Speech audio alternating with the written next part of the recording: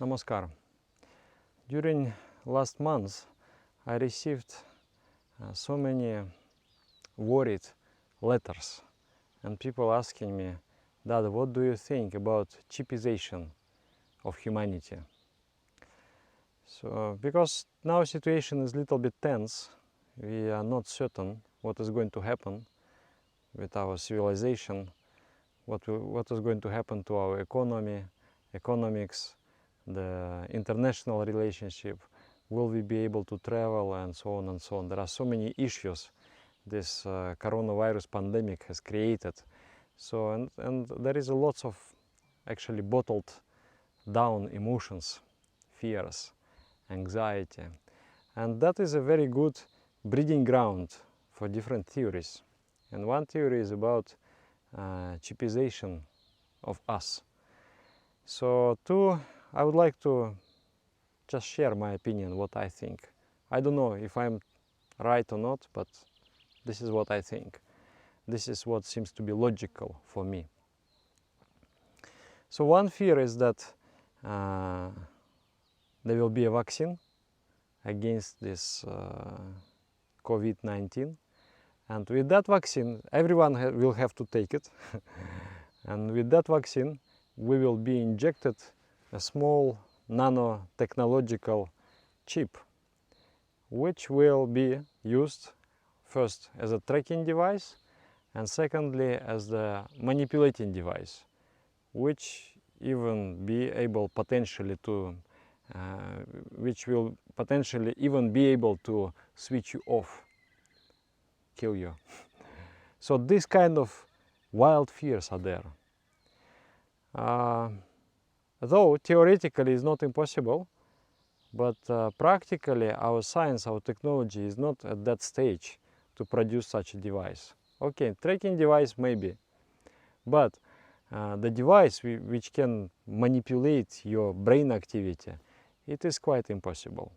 I mean, of that size, you know, to inject it through the syringe. The nanotechnology that I saw only in the Star Trek movies, where this Borg, they were injecting the nanobots inside, and they were transforming the body into the Borg race. So only there it was possible.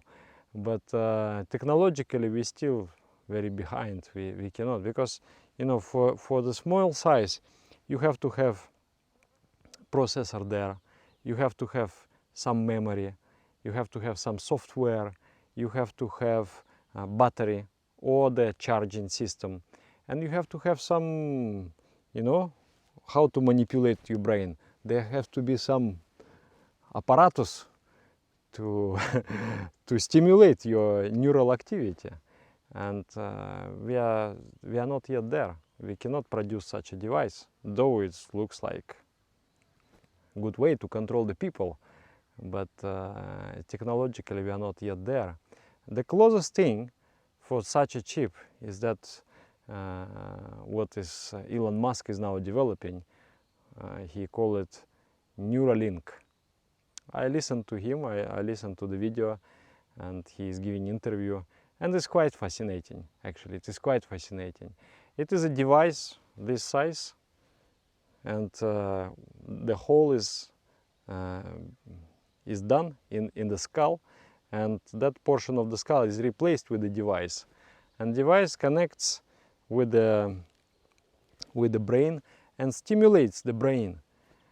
So the initial version of that device is for the cure, to cure Alzheimer's disease if you cannot move, or stimulate the vision. If the vision is lost, you will be able to see, and so on and so on. There are multiple uses for that device, according to Elon Musk. They have not yet come up with it, but he says that maybe in 1 year or maybe in 5 years we will be able to launch the initial versions of that device. But still, it is not like in a syringe. You put it and a tiny little thing goes there and brings you under its control. It's not there. That technology is not there. But even then, I'm very futuristic man.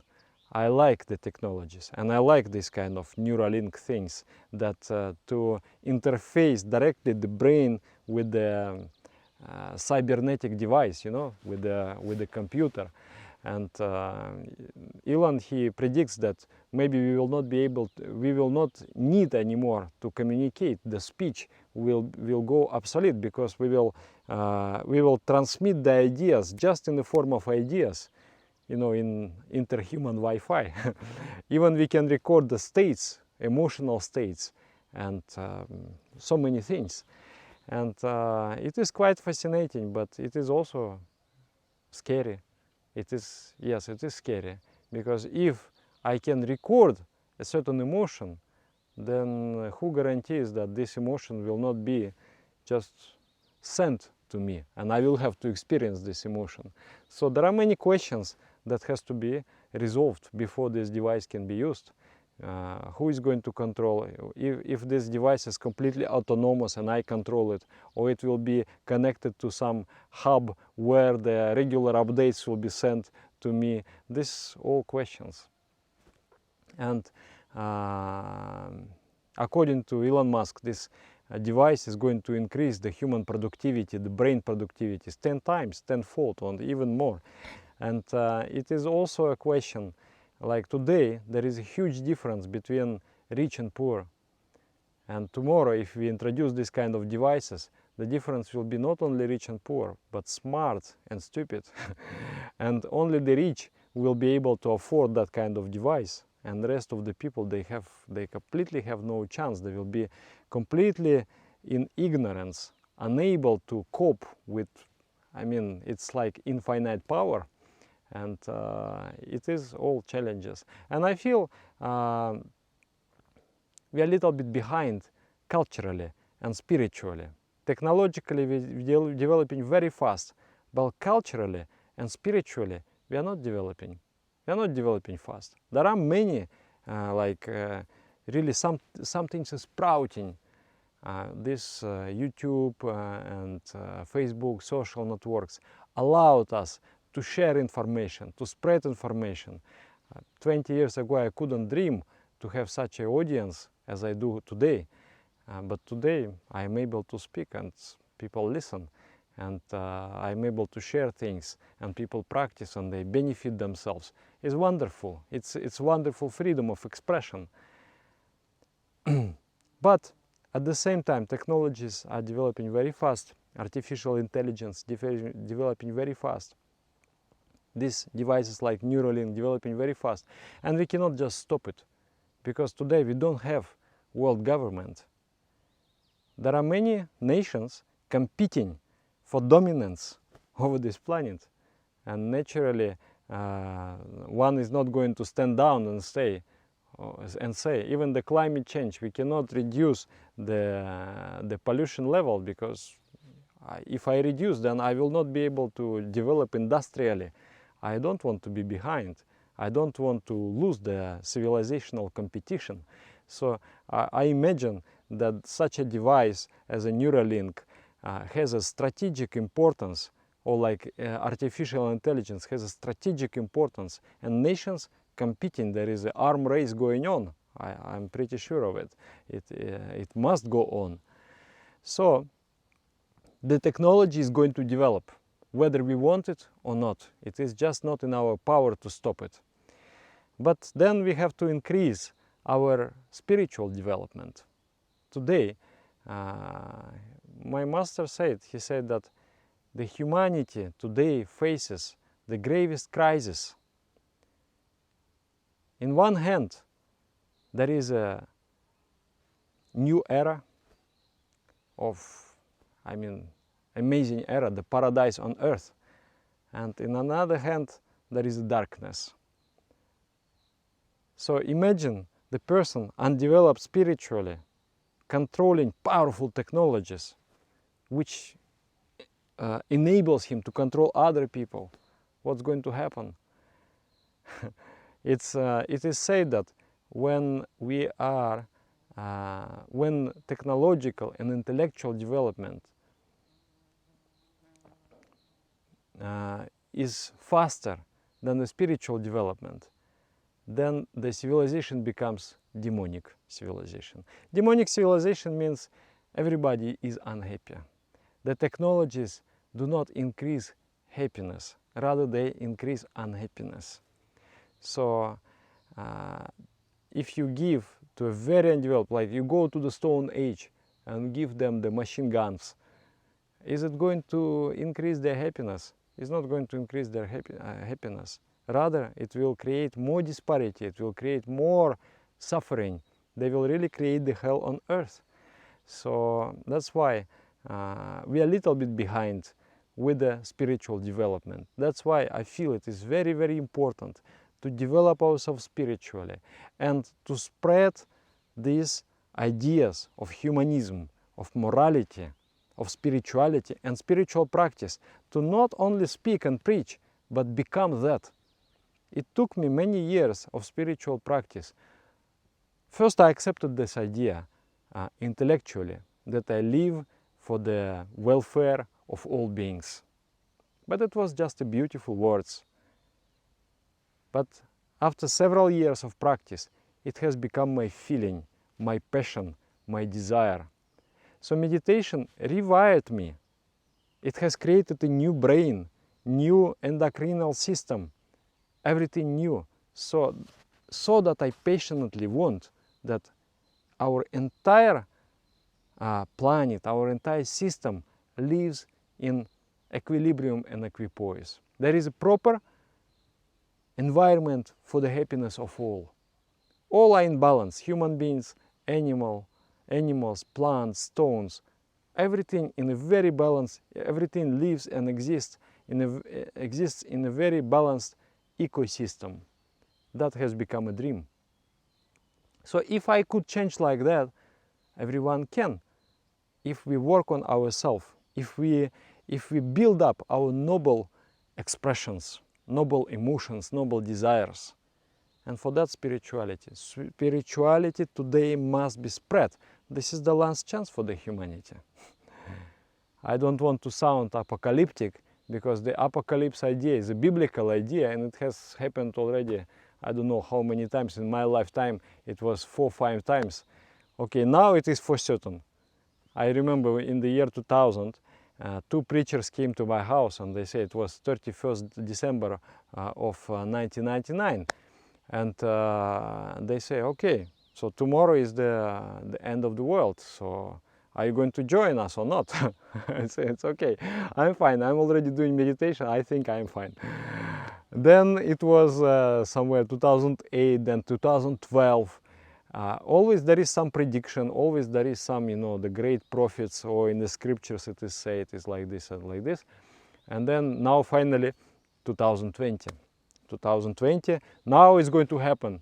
Now we will all be vaccinated, and with that vaccine the chip will come inside, and then from that on we will lose our humanity. We are over, we are done. That's the mood today.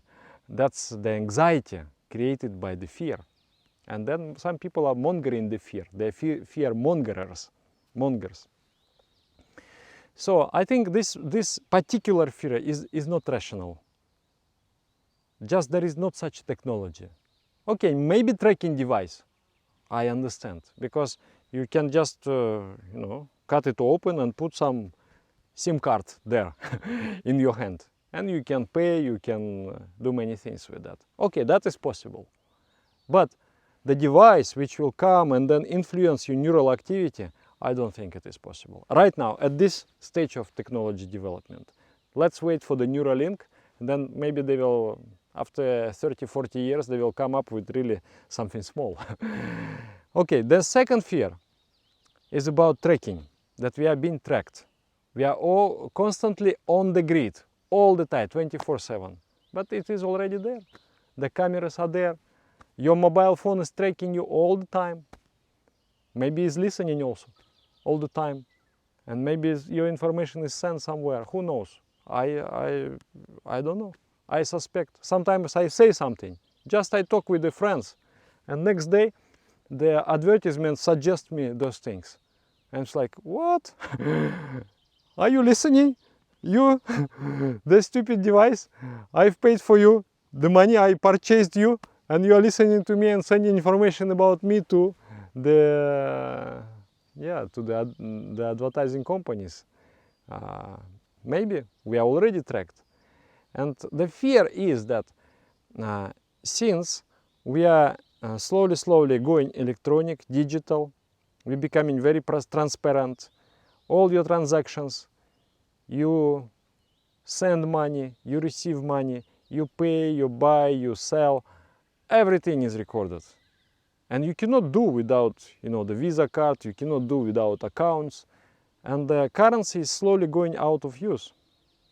It's not anymore.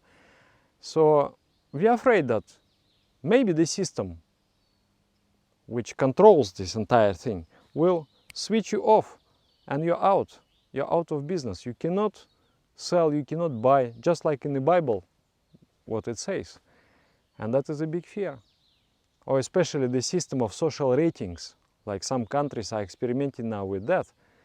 That if you said something bad about the political party, then your social rating goes down.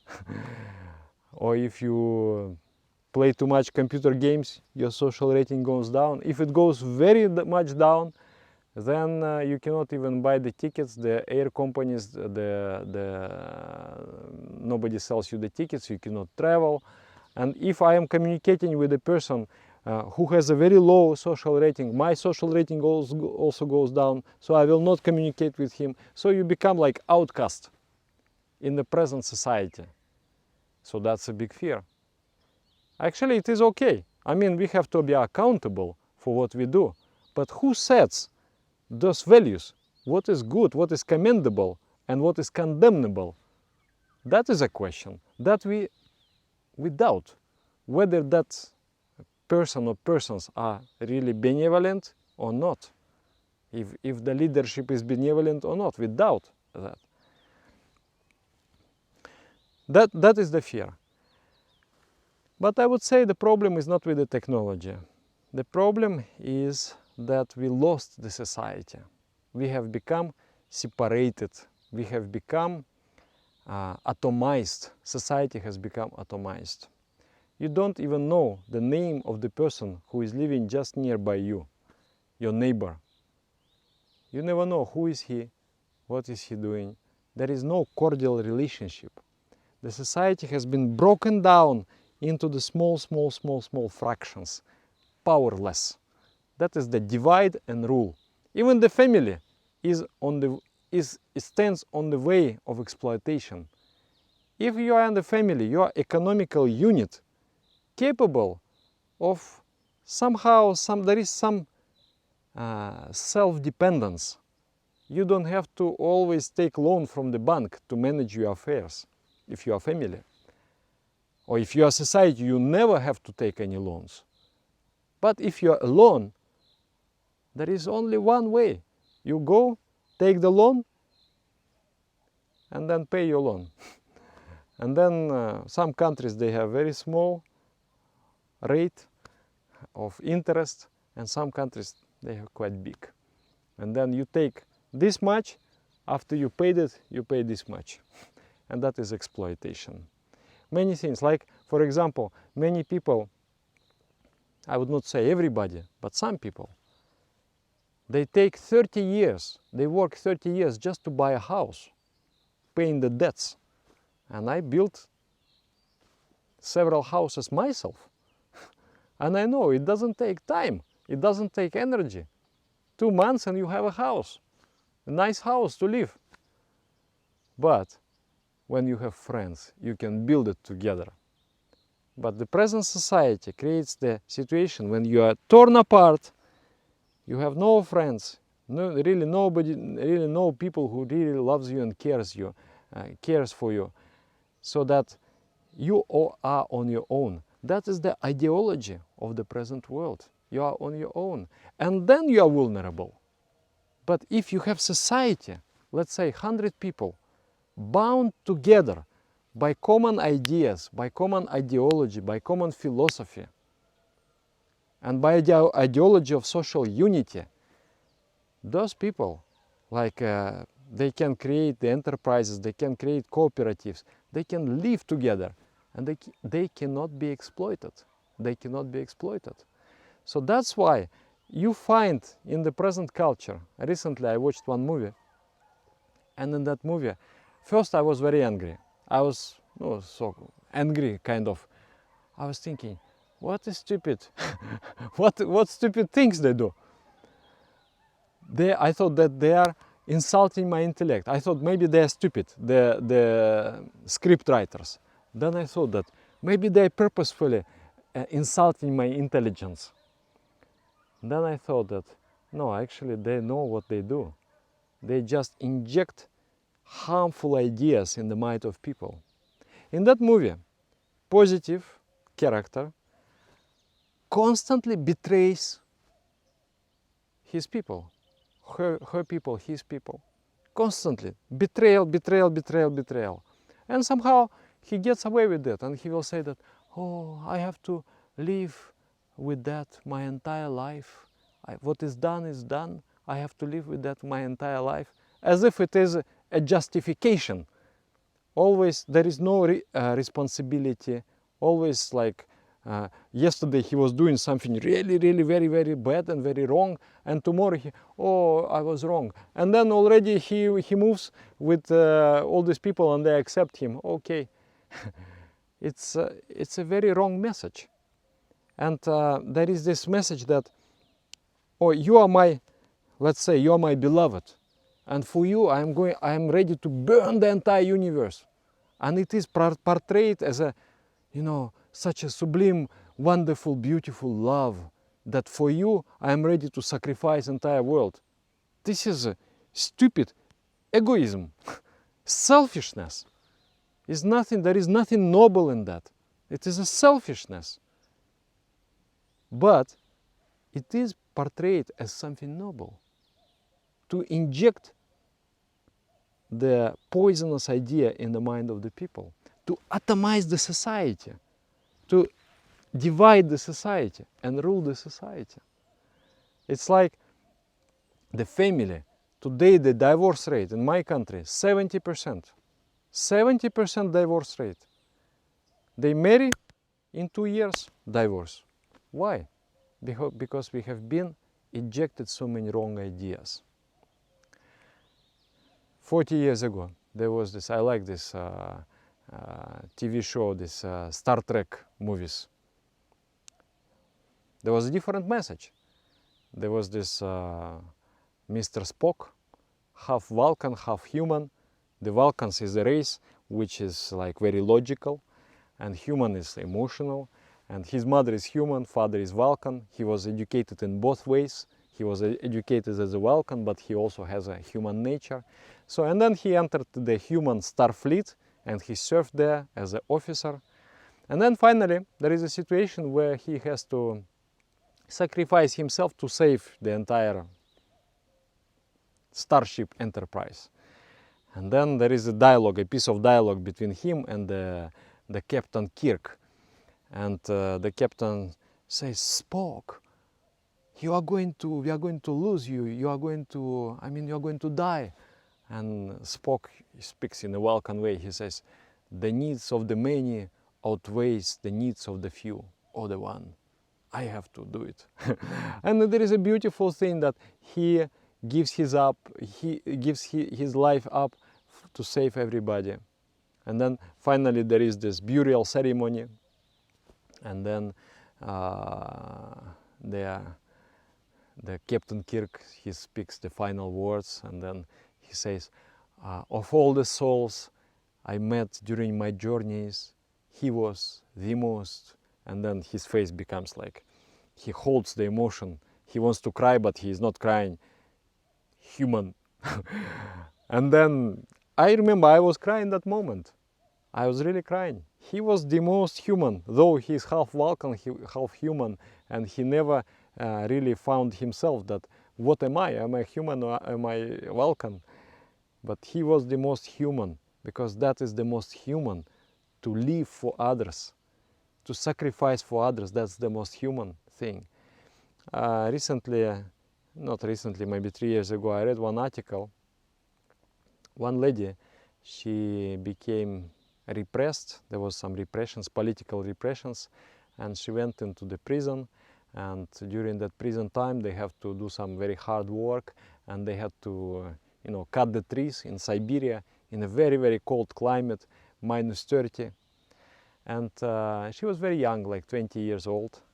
And one lady, she gave some mittens to her, and she said, I'm older and I'm kind of hardy. I'm accustomed to harsh conditions of life, but you are so young and tender. Have my mittens. Keep them, because they are more necessary for you than for me. And she said those gloves that she gave me, they were more precious than every gold in this world. And that was pure expression of love and sacrifice. And then she said that even I was in a prison, but there was a happiness in us. We were living according to the principle, today I may die, but you will survive. Today I am ready to sacrifice my life for you to survive. And he said we had a happiness. Even it was so much harshness, cruelty, hunger, and things like that. But we had our human happiness. She said, at the same time, there were people there who had the opposite ideology, that today you die, but I survive one more day. And she said, paradoxically, they all dead. None of them has survived, but we all alive, and we came out, and we lived beautiful and happy life, because human being survives due to friendship, due to connection with other people. That's our strength. So we should not allow ourselves to think, to suspect other human beings. We should always cultivate the positive image. The human being is my brother, is my sister, is my comrade, is my everything. Is not like a wolf to me. Is not like, enemy to me. When I see human, I understand the positivity. I trust. I'm willing to trust. I'm willing to cooperate. I'm willing to work together, overcome all the differences. That is the most important thing. Even this all technologies, they come in place, but if there is society, even suddenly your Visa card, MasterCard, all your accounts are off, they're not working. If there is society of, let's say, 1,000 people, and they created some, they are able to produce something, even they can use, the conch shells, the shells, like our ancient ancestors they did. The first prototype of the money, it was some shells they picked in the nearby the sea. The beautiful shells were just like money. And even that we can use if there is society. But if there is no society, there is nobody to support. So I feel that today it is not about the tracking devices. It is not about the measures of control that governments are implementing and the companies are implementing. It is about our connectedness. And it is about the idea of society. We have to create societies. And I find that actually we have created a small society of practitioners. We live by the common ideas, by the common ideals, by the common love, and we feel secure. We know that one stands for all and all stands for one. And that gives feeling of security and gives feeling of freedom. And the more the society grows, the more self-sufficient it becomes. It produces everything it needs. So there has to be no middleman. There has to be no blood sucking out of you.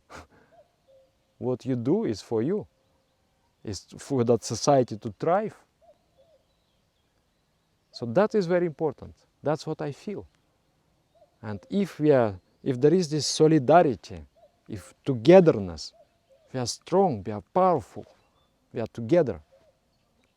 But if it is not there, and it is a cultural germ, it is the ideological germ, through different movies, through different, like cultural expressions, that we start to feel that we are isolated. You watch the television and crime, crime, crime, crime. You watch movies, crime, crime, and you start to fear, you start to be like, oh, out there it is a cruel world. No, you don't have to think like this. You have to think that human being is the expression of divinity. With that, you connect with that human being, develop ties with that human being and be together. Just recently I spoke with somebody.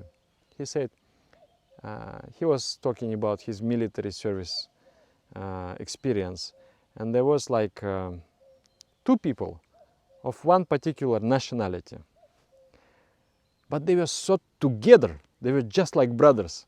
And these two, there were another 300 of soldiers there, but these two, they dominated entire 300. The entire 300, every one of them, every single one of them was afraid of them, these two. How? Just by unity. And then he said, everybody was talking, oh, maybe we should unite and maybe we should stand up to them. But nobody dared to do that, because they didn't have in them that feeling of, for my brother, I am going to give my life. And they couldn't. They were all controlled by that powerful, united people. So, should we become like this? Should we become powerful and united? That is the thing. So, we should not be afraid of the chips. We should not be afraid of these devices. We should be afraid of our selfishness. That is the reason. Through selfishness, the system may control you. If you are selfless, system, nobody can control you. You can overthrow the yoke of every slavery. You become one, you stand one. Yeah, these are my thoughts. So I think these fears, we still have at least 5 years, or according to Elon Musk, maybe 25, 30 years, that then he says that this Neuralink, then every neuron of the brain will be connected with that device, cybernetic world, then the world is going to change. I don't know, I cannot imagine how this world is going to change. By that time, I hope we develop spiritually, we spread enough positive ideas, and we build the robotics, we build the artificial intelligence on the principles of humanity, that they cannot trespass and they cannot dominate the humanity. So that is very important. And I hope that the day will come when all the humanity will be just one. Not different countries, no different nations, but we will become one. We will all work together, and we will